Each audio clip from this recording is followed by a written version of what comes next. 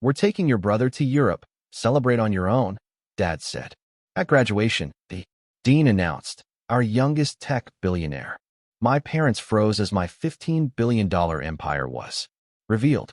Imagine dedicating your entire life to proving your worth, only for the people who should celebrate you most to choose a vacation over your biggest day. But what if, on that very day, you secretly unveiled a $15 billion tech empire they never even knew existed? My name is Brett, and this is the story of how my family finally saw me, but only after I built something so massive they couldn't possibly ignore it. I was 26, fresh out of MIT with top honors in computer science, when my parents and younger brother, Kyle, decided a European vacation was more important than my graduation ceremony. They were off exploring the Louvre in Paris, while I sat alone at a cheap diner, picking at a burger, and scrolling through their glossy vacation photos. It was surreal. What they didn't know was that their neglected son, the one they barely acknowledged, had secretly built a $15 billion tech empire right under their noses. Growing up in our modest colonial on the outskirts of Boston, I was always the quiet, tech-obsessed kid. While others were outside, I wanted to understand how video games worked, how computers breathed. My dad, Richard, was a former high school football star who never quite made it big. My mom, Margaret, taught third grade. They were decent parents, provided a stable home. But everything shifted when Kyle was born 3 years after me. Kyle was their golden boy, athletic, charming, a spitting image of my dad. He effortlessly excelled at sports, especially football, just like Dad had. I still remember the pure, unadulterated joy on my father's face when 5-year-old Kyle caught his first football. That look never appeared for me. "Look what I built, Dad," I said one day when I was 10, proudly displaying a simple computer program that drew geometric shapes. My father barely glanced up. "That's nice, Brett," he mumbled, his eyes already drifting towards the window where Kyle was practicing tackles. "Can you wrap it up soon? Kyle has a scrimmage. We need to leave." That sting, that dismissal, became a familiar ache.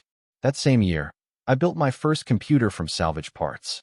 Mr. Jacobson, the local repair shop owner, took a liking to me and let me rummage through his junk pile.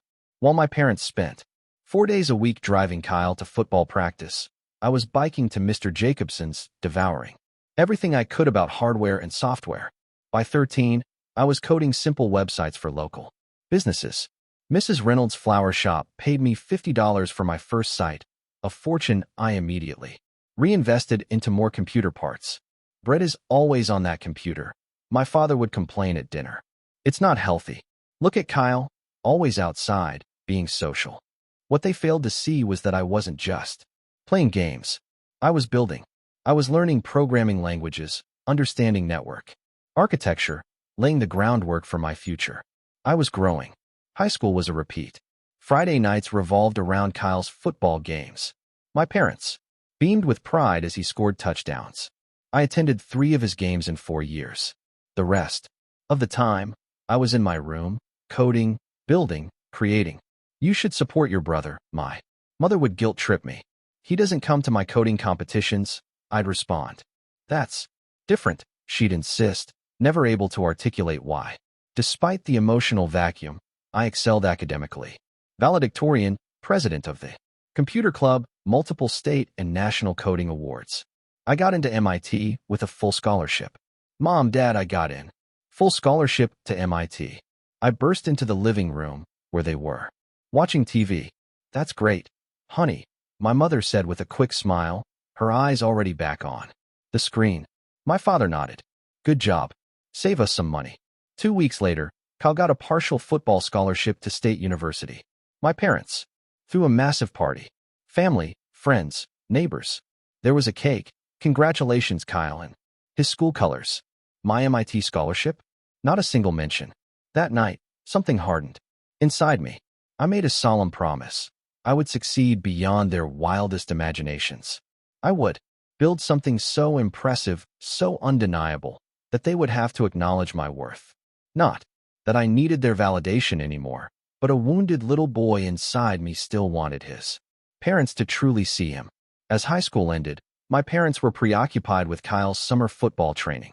They barely noticed when I packed my few boxes into my beat-up Honda Civic for an early summer research position at MIT. My father gave me an awkward pat on the shoulder. Good luck at college, son. I drove away with a mix of relief, excitement, and a deep, lingering sadness. But that sadness was transforming. I would show them. MIT was intimidating, exhilarating. As I lugged heavy boxes of computer equipment to my dorm, a voice called out, "Need some help with that?" That was Ethan Rodriguez, my roommate, and soon, my best friend and business partner. Ethan, a scholarship kid from Chicago, had an incredible mind for systems architecture. We clicked immediately. That first night, we stayed up until 4 a.m., sketching out our vision for the future of cloud computing on a whiteboard. Most people are thinking too small, I told him.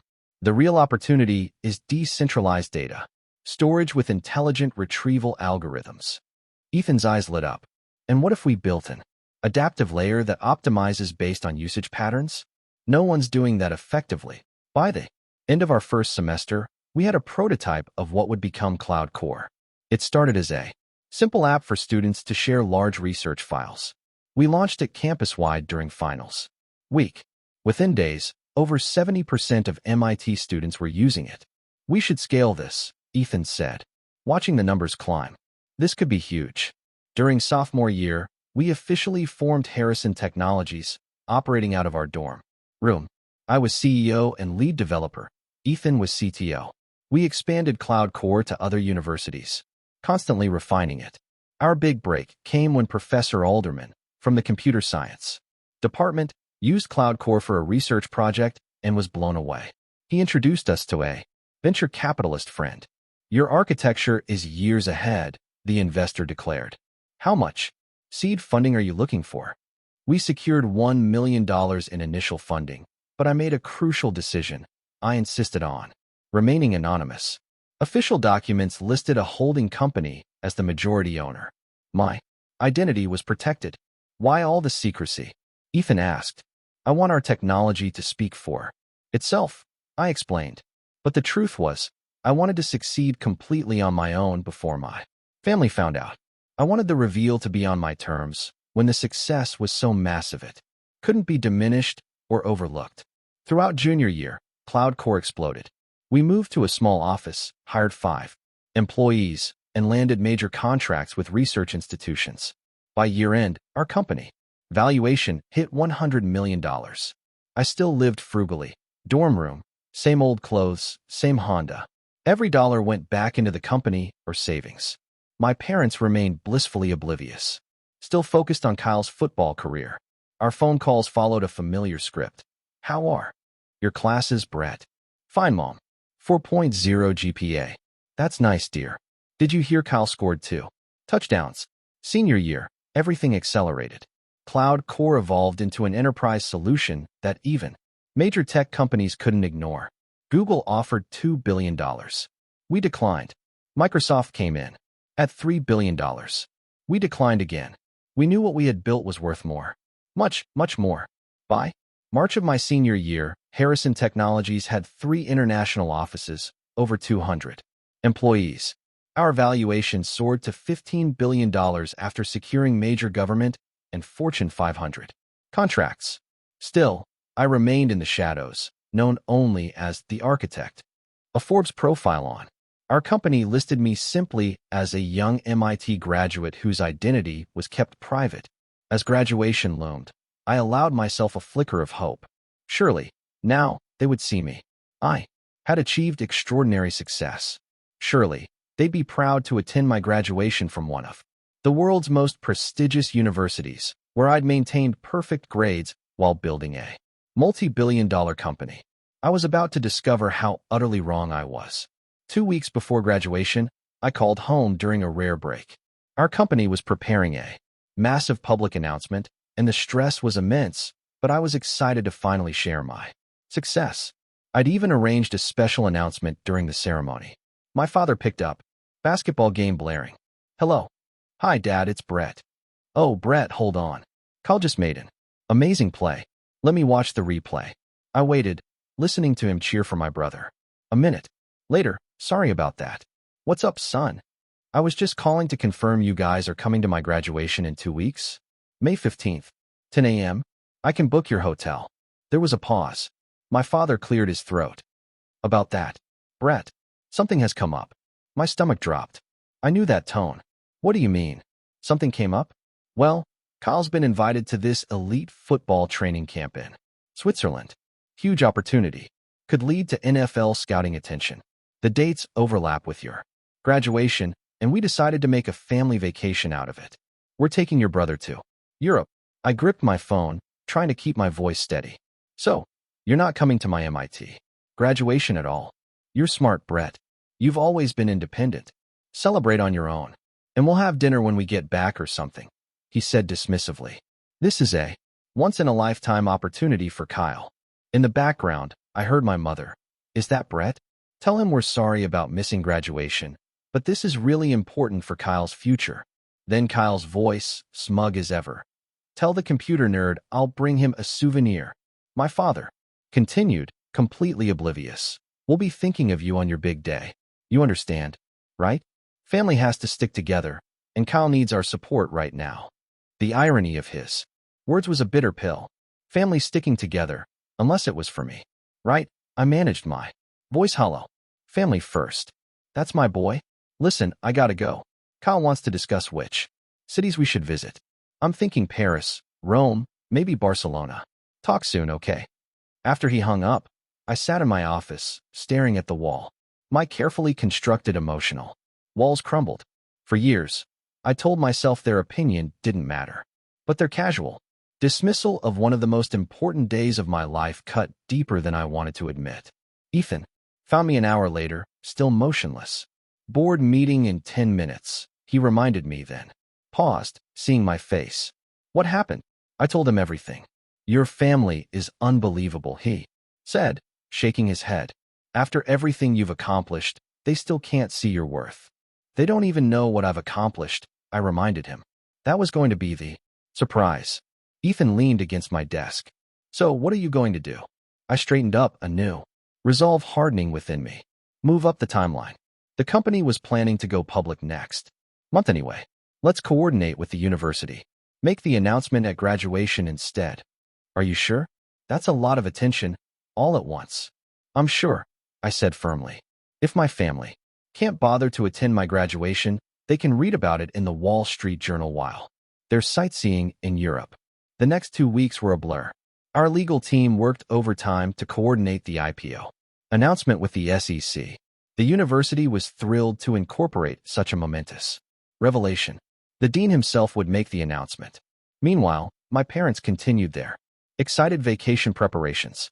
My mother called once, leaving a voicemail that sounded more obligatory than sincere. Brett, honey, we're so proud of you graduating. Take lots of pictures. For us, okay? Oh, and if you want to send your diploma home, I can get it framed. Love you. No mention of their absence. No apology. Just a request for pictures, as if I were attending a casual social event, not completing a chapter where I built a $15 billion company while maintaining perfect grades at MIT. The night before graduation, I sat alone in my apartment, scrolling through old family photos. Kyle's football games dominated the albums. I was always there, in the background with a book or a laptop, separate from the family celebrations. I closed the laptop, looked out at the Boston skyline. Tomorrow, everything would change. Tomorrow, the world would know who I was, what I had built. Tomorrow, my family would finally be forced to see me. The thought brought less satisfaction than I had imagined. Graduation day. I woke at 5:30 a.m., too anxious to sleep. Sunlight was just beginning to peek through my windows. I made coffee, laid out my sleek black gown and MIT hood. My phone buzzed, a social media notification from my mother. First day in Paris. Kyle loving the European training experience. Attached was a photo of my family at the Eiffel Tower, all smiles. Not a thought about what day it was for me. I got dressed methodically. At 26, I was older than most of my classmates, having taken 2 gap years to build the company. My reflection showed a man who looked confident, successful, though only a handful knew just how successful. The ceremony was at 10 a.m. at Killian Court. I arrived early, walking through campus one last time. There he is, Ethan called out, jogging to catch up. He was in an expensive suit, not regalia, attending as my guest, ready for the big reveal.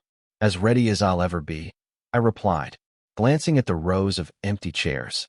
4 of those chairs should have held my family. Other students hugged proud parents, took photos. I stood alone, shaking hands with professors. Mr. Harrison, congratulations on your remarkable achievements, said Professor Michaels, my algorithms instructor, giving me a knowing wink. He was one of the few faculty members aware of my connection to Harrison Technologies. At precisely 10 a.m., the ceremony began. The procession, the speeches, the distinguished alumni address, it all washed over me. I was acutely aware of the empty seats in my family's section. Finally, the dean approached the podium. This was it. Before we begin presenting degrees, he announced, his voice echoing across Killian Court, we have a special announcement that exemplifies the innovative spirit of MIT. The crowd quieted, curious. Today, Harrison Technologies, one of the fastest-growing tech companies in the world, valued at $15 billion, is announcing its initial public offering. Murmurs spread. The company was well known in tech circles. What may come as a surprise, the dean continued, is that Harrison Technologies was founded and built by one of today's graduates while he was a student here at MIT. The murmurs grew louder. I took a deep breath.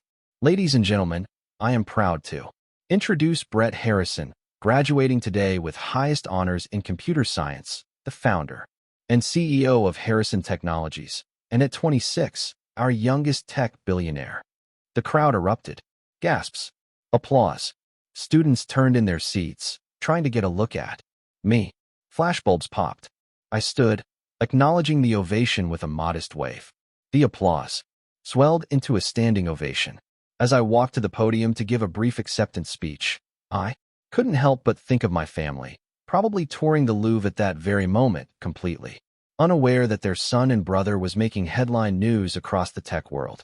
Thank you for this recognition, I began, looking out at the sea of faces. When I came to MIT 6 years ago, I had a dream of building technology that would change how the world stores and processes information. Thanks to the education I received here, the mentorship of dedicated professors, and the collaboration with brilliant fellow students, that dream has become reality. I spoke for 3 minutes, thanking everyone who mattered. My family. Not a single mention. As I returned to my seat, my phone vibrated constantly with news alerts, texts, emails. I ignored them. This moment was mine. The rest of the ceremony was a blur. When my name was called, another round of applause. I shook hands, accepted my diploma, moved my tassel. Official. After the ceremony, journalists swarmed. Harrison Technologies' security personnel, strategically placed, moved in to create a barrier. Mr. Harrison will not be taking questions today, our press officer announced. I slipped away through a side entrance where a car was waiting. Where to, sir? The driver asked. I could have gone anywhere. Instead, I gave him the address of a small diner near campus, the same place I had eaten countless meals alone at MIT. Sitting in a booth, I ordered a cheeseburger and fries. The waitress didn't recognize me. It was refreshing. As I ate my solitary graduation dinner, I scrolled through the flood of notifications. News articles were already online. MIT grad revealed as tech billionaire. College student built $15 billion empire in secret. Still nothing from my family. They were probably still enjoying Europe, oblivious that their son was trending on Twitter. I finished my meal, left a generous tip, and stepped back into a world that would never be the same. The secret was out. I was no longer just a computer nerd, overshadowed by my athletic brother. I was a public figure, a tech billionaire, and I had done it all without a single word of encouragement from the people who should have believed in me most. The news traveled fast, even across the Atlantic. I was halfway back to my apartment when my phone rang with an international number. My father. I sent it to voicemail. Within minutes, my phone lit up with calls and texts from my entire family. 7 missed calls from my father. My mother's texts were frantic. Brett, is this true? $15 billion. Please call us immediately. Your father and I are in shock. Please answer. Even Kyle texted, "Dude, what the actual hell? You're a billionaire." I silenced my phone and kept walking. The doorman at my apartment greeted me with new respect. "Congratulations, Mr. Harrison," he said with a slight bow. "Thank you, George." Upstairs, my apartment was filled with flowers and champagne baskets from well-wishers across the tech industry. I ignored the champagne, poured myself a glass of water, and sat at my window overlooking the Boston skyline. The solitude felt appropriate. When my phone rang again, it was Ethan. "You broke the internet," he said. "Every tech blog, business channel, news outlet is running your story. Stock's up 25%. How are things at the office?" I asked. "Absolute madness. Press camping outside, employees celebrating, board members calling nonstop. Everyone wants to talk to the mysterious Brett Harrison." He paused. "Heard from your family yet?" "They're blowing up my phone. I'm not ready to talk to them." "Take your time," Ethan advised. "This is your moment. Handle it on your terms." For 3 days, I kept my distance. I focused on managing the public revelation of my identity, gave select media interviews, met with investors, finalized IPO launch details. My parents continued their desperate attempts to reach me. Their social media, once full of smiling European tourist photos, suddenly went silent. Then, a new post from my mother, heading home early to celebrate our son Brett's amazing success. A transparent attempt to save face. I moved out of my apartment into a new penthouse I'd purchased months earlier but hadn't occupied. Perfect timing. It gave me a sanctuary from the media storm and prevented my family from finding me. And they did show up. The day after returning from Europe, security footage from my old building showed my parents and Kyle demanding to see me. The doorman, well compensated for his discretion, informed them I no longer lived there. My father's face contorted with frustration. My mother dabbed at her eyes. Kyle kicked the ground in apparent anger. They had expected to walk back into my life, to share in the success they had ignored, until it became too big to dismiss. Instead, they found themselves shut out, just as they had shut me out for years. Social media provided another window into their reaction. My father, usually inactive online, suddenly shared articles about me and the company. So proud of my brilliant son, always knew he would change the world. The revisionist history was laughable. My mother went further, posting carefully selected throwback photos of me as a child, images where she or my father appeared to be encouraging my interest in computers. "Always supporting our tech genius," she captioned one particularly misleading photo, taken when she was actually telling me to put away my laptop and watch Kyle's game. Kyle's reaction was more complicated. His posts oscillated between trying to associate himself with my success, my brother, the billionaire genius, and moody selfies with vague inspirational quotes about finding your own path. Meanwhile, Harrison Technologies stock continued to soar. The IPO was an unprecedented success. My net worth nearly doubled. Business magazines clamored for interviews. I maintained my focus on the company, working closely with Ethan. The work was a welcome distraction. After a week of ignoring them, I finally texted my mother. "I'm well, very busy with the company. Will contact you when I have time." Her reply was instantaneous. "We are so proud of you, Brett. Your father and I always believed in you. When can we see you? We want to celebrate your amazing accomplishments." The selective memory, the transparent attempt to rewrite our history, only strengthened my resolve. These were the same people who chose a European vacation over my graduation. No amount of sudden interest could erase that betrayal. Yet, despite my determination, I knew a confrontation was inevitable. After years of living in Kyle's shadow, of having my achievements dismissed, my passion ridiculed, I had finally done something they could not ignore. The conversation that would follow would either begin a new chapter or close the book entirely. I decided it would happen on my terms, in a setting of my choosing. After 10 days of persistent messages, I texted my father. "I can meet for dinner this Friday, 7 p.m. Bertucci's on Newberry Street. Just the 4 of us." My father's reply practically vibrated with desperation. "We will be there. Cannot wait to see you, son. So much to talk about." Indeed, there was. Friday evening arrived. I deliberately showed up 15 minutes late to Bertucci's, one of Boston's most exclusive restaurants. I'd chosen it carefully, a place where reservations were nearly impossible unless you were someone of significance. My family would have been waiting, perhaps worried I wouldn't show. I drove there in my new Ferrari, one of the few indulgences I'd allowed myself. The valet's eyes widened. Another reminder of how drastically my public persona had changed. Through the front window, I could see them. My father checking his watch nervously. My mother reapplying lipstick, a nervous habit. Kyle slouched, scrolling on his phone. Taking a deep breath, I entered. The maitre d' recognized me immediately. "Mr. Harrison, welcome back," he said, with a deferential nod. "Your family has arrived. Shall I show you to your table?" Heads turned. As I walked through the dining room, whispers followed. My mother spotted me first, her eyes widening. She stood so quickly she nearly knocked over her water glass. "Brett," she exclaimed, arms outstretched for a hug. I gave her a brief, formal embrace, then shook hands with my father and Kyle. No warm hugs. No emotional reunion. I took my seat. The maitre d' handed me the wine list.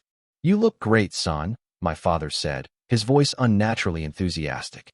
"Success suits you. You must be exhausted with all the media attention," my mother added, reaching across the table as if to touch my hand. I subtly shifted it away, pretending to adjust my napkin. "Kyle, tried for casual. Pretty wild few weeks. Huh, bro?" I ordered a bottle of wine for the table, a $5,000 Bordeaux. As the sommelier presented it, with reverent care, an uncomfortable silence fell. "So," my father finally said after taking a sip, clearly not appreciating a $5,000 wine. "I always knew you were smart, but this is something else." "Did you?" I asked, my voice level. "Always no." My father laughed nervously. "Of course. Remember how I bought you your first computer? I saw the potential in you right from the start. You bought me a used Dell because Kyle needed a new football helmet."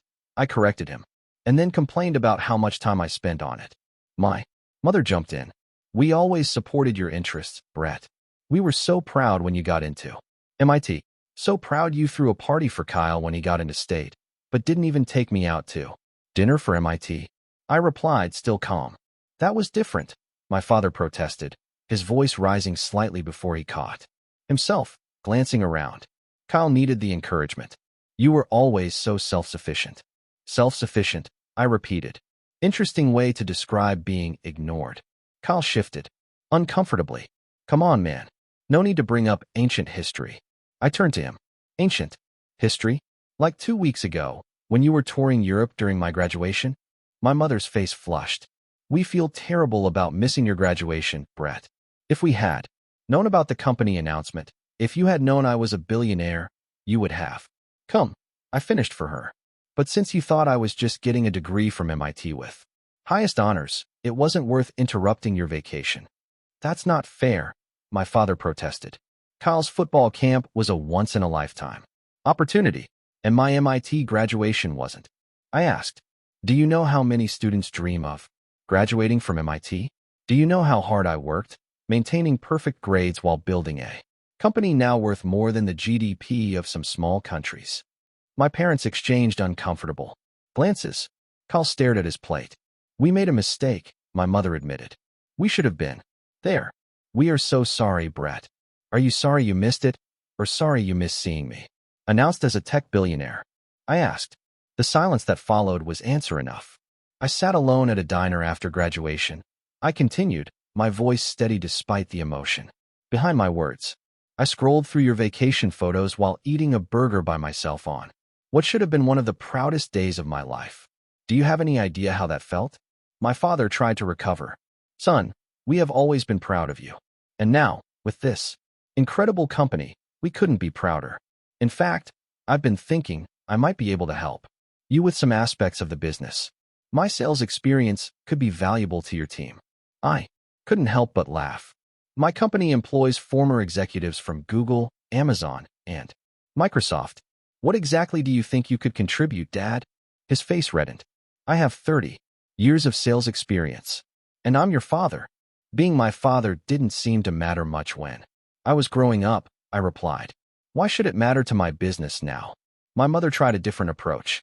Brett, honey, we'd love for you to come stay with us. For a while, get away from all this pressure. I could make your favorite meals, just like when you were little.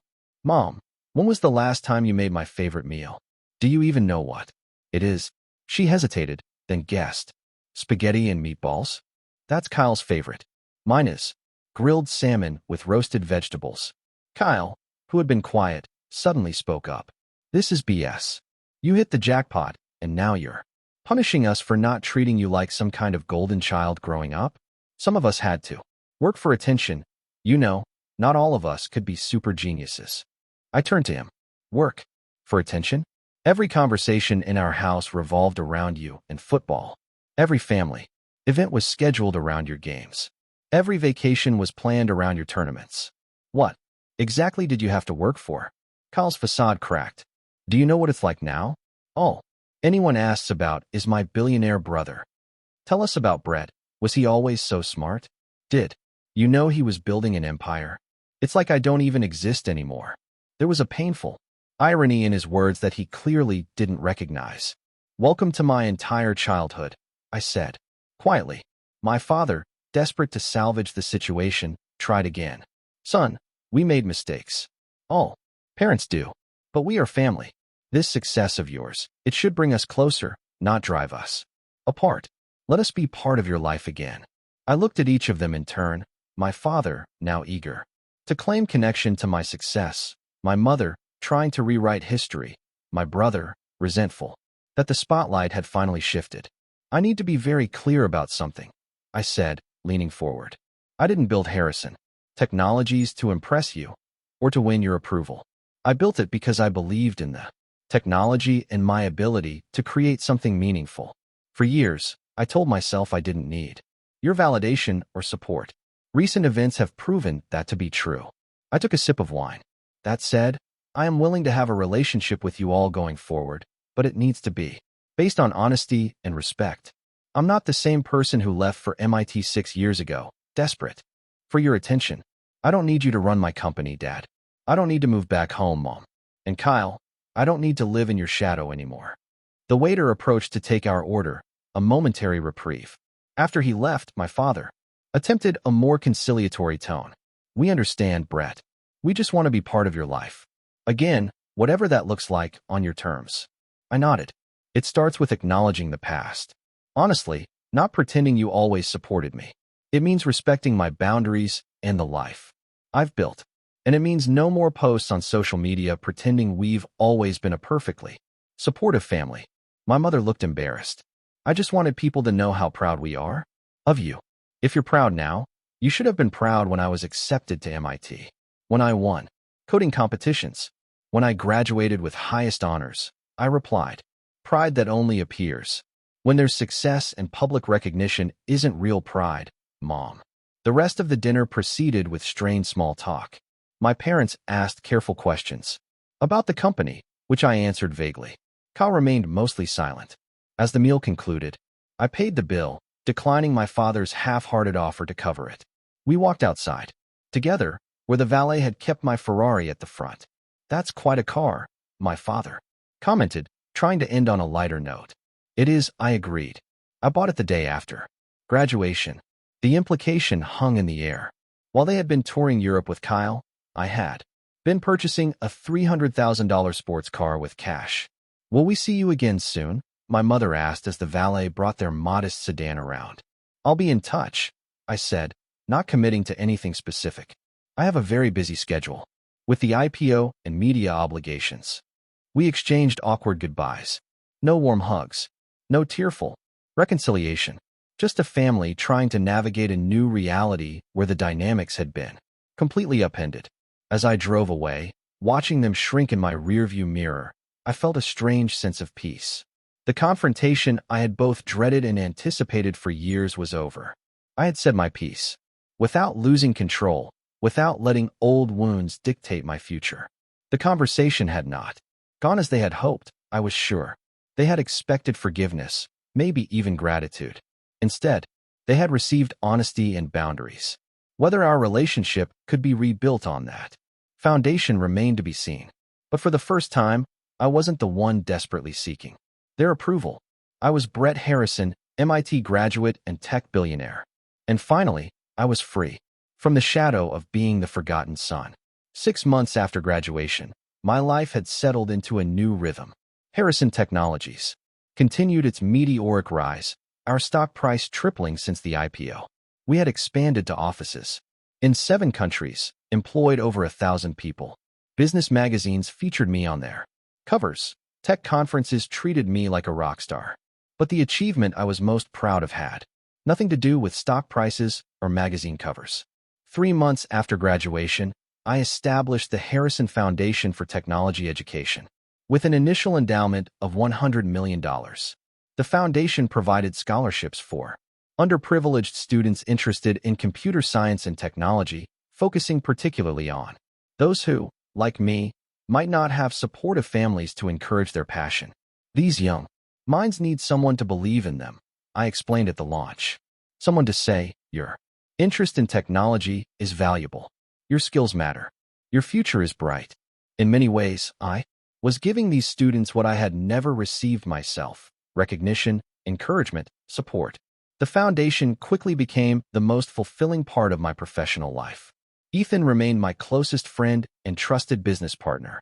We'd weathered the transition to public company status together, navigating shareholder expectations and media scrutiny as a team.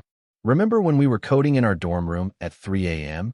He asked one evening as we sat in my penthouse, looking out over the Boston skyline. Did you ever imagine this? Parts of it, I admitted. The technology, the company growth. Not the public attention or the family drama, he added carefully. My relationship with my family had evolved into something I could manage on my own terms. My mother and I exchanged text messages weekly, mostly surface-level updates. She had learned to respect my boundaries, no longer posting about me on social media or trying to insert herself into my business affairs. Brett, I made your favorite salmon for dinner tonight, she texted. Once, alongside a photo of the meal. Thinking of you. It was a small gesture, but meaningful. She was trying, in her way, to acknowledge my individuality. My father's journey had been more complicated. His initial attempts to capitalize on my success gave way to a more humble approach after our confrontation. He eventually sent me an email that showed the first real introspection I had ever seen from him. I realize now that I spent years looking for myself in my sons, he wrote. I saw my failed athletic dreams in Kyle, and that was comfortable for me.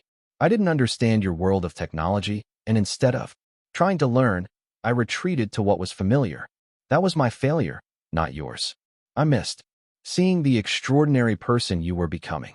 We were not close, and perhaps never would be, but there was a new honesty between us that made occasional family dinners tolerable, even sometimes pleasant. The most surprising evolution had been Kyle's. After the initial shock and resentment, he faced a genuine identity crisis. His entire life had been built around being the star, the athletic hero everyone admired. When that narrative collapsed, he was forced to reconsider who he really was beyond the football field. 6 weeks after our confrontation, he asked to meet me one-on-one. I've been a jerk, he admitted over coffee at a neutral location. Not just recently, but for years. I took for granted being the favorite, never considering what that meant. For you. His humility surprised me. The Kyle I knew had never admitted fault or shown such self-awareness. I'm thinking about changing my major, he continued. Football was always more Dad's dream than mine. I'm actually interested in sports medicine, helping athletes recover from injuries. It was the first time I could remember Kyle talking about a genuine intellectual interest. I found myself offering to help with tuition if he wanted to pursue graduate studies. An offer he initially refused, but later accepted with sincere gratitude. Beyond my blood relations, I had built a chosen family of friends and colleagues who valued me for who I was, not what I had achieved. Ethan was at the core of this group, but it expanded to include people I met through business, philanthropy, and shared interests.